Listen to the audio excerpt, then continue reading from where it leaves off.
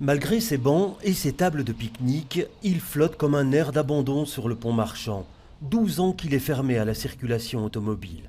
Cela va pourtant très bien à certains riverains qui apprécient le calme et l'apaisement qu'il offre aux promeneurs et ils ne veulent surtout pas que cela change. Je sais qu'en parlant avec beaucoup de citoyens ici, des gens qui habitent, ils sont ravis d'avoir un lieu où il y a une possibilité de s'installer tout calmement, sans obligation de devoir s'acheter un cappuccino ou un mojito.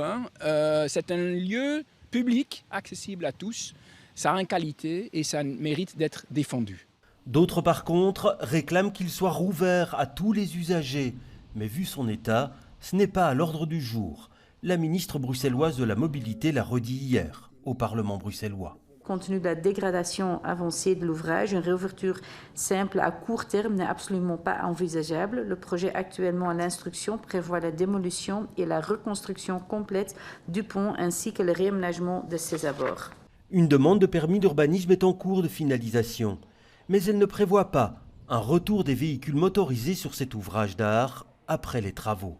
Le but est de garder le pont accessible aux piétons, aux cyclistes et aux véhicules d'urgence de secours, mais non pas à la circulation motorisée, automobiliste ou poids lourd, parce qu'un rapport d'incidence a démontré que l'effet serait quand même fortement limité si on rouvre le pont.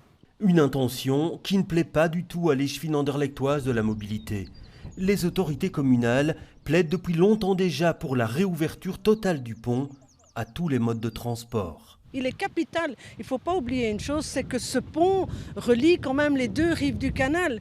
Je crois qu'on est très bien installé ici pour voir le nombre de milliers d'habitants qui sont venus s'installer ici et il y en aura d'autres qui vont s'installer.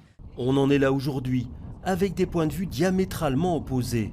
Et l'eau risque de couler encore longtemps sous le pont Marchand avant que l'on parvienne à les rapprocher.